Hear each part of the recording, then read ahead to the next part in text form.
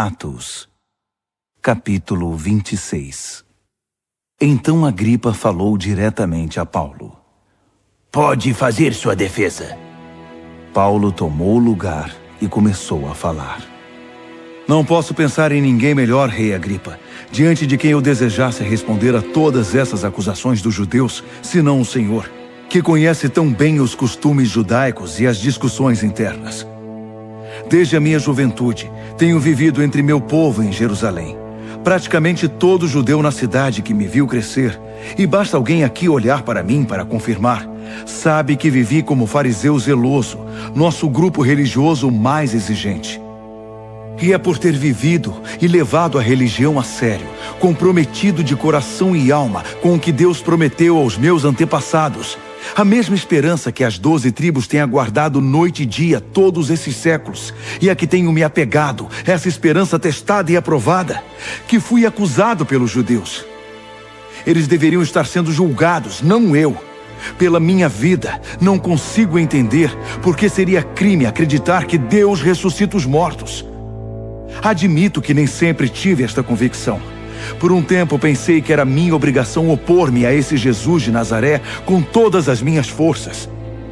Apoiado pela autoridade dos principais sacerdotes, a torto e a direito, lancei cristãos, sem saber que eram gente de Deus, na cadeia de Jerusalém. E sempre que havia uma decisão por voto, eu votava a favor da execução deles. Eu invadia as sinagogas, obrigando-os a blasfemar contra Jesus. Eu era um terror, obcecado em destruir esse povo. Depois comecei a fazer a mesma coisa nas cidades ao redor de Jerusalém.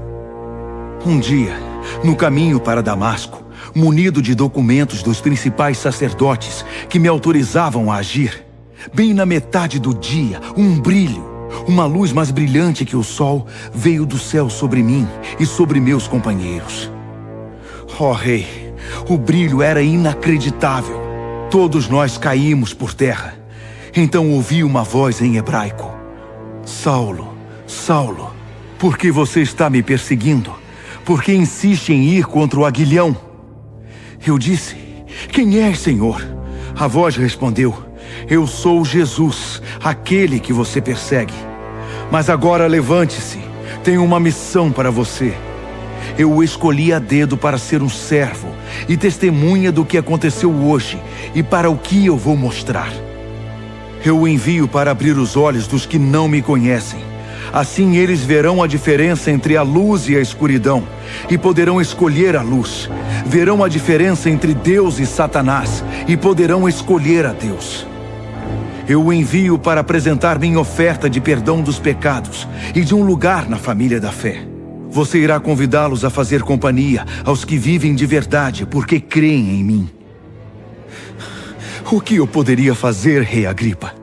Eu não poderia simplesmente fugir de uma visão como aquela. Passei a crer e a ser obediente na hora.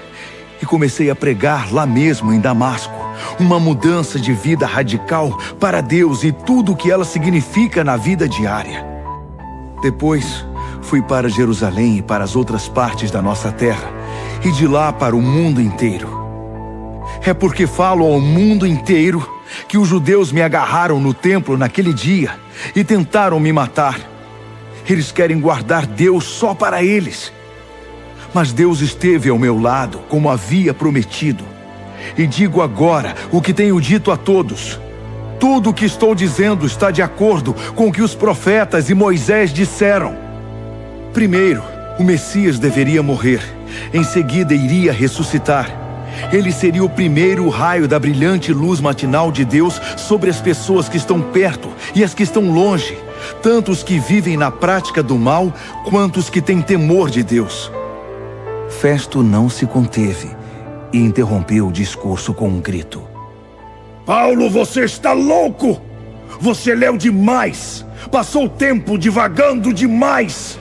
Volte para o mundo real! Mas Paulo ficou firme. Com todo respeito, Vossa Excelência, não estou louco. Tenho plena consciência do que digo. O rei sabe do que estou falando.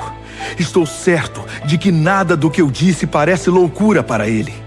Ele sabe de tudo isso há muito tempo. O senhor precisa entender que isso não foi feito às ocultas. O senhor acredita nos profetas, não acredita, rei Agripa? Não precisa responder. Sei que acredita. Mas Agripa respondeu: Um pouco mais e você vai fazer de mim um cristão. Paulo, ainda algemado, disse: É por isso que tenho orado, para que agora ou mais tarde, não apenas o Senhor, mas todos os que me ouvem aqui se tornem como eu, exceto, é claro, por estas algemas. O rei, o governador, Berenice e seus conselheiros levantaram-se e foram para a sala ao lado discutir a respeito do que ouviram. Todos concordaram quanto à inocência de Paulo, dizendo: Não há nada nesse homem que mereça a prisão, muito menos a morte. Agripa disse a Festo: Ele poderia ser liberto agora mesmo se não tivesse requisitado uma audiência perante César.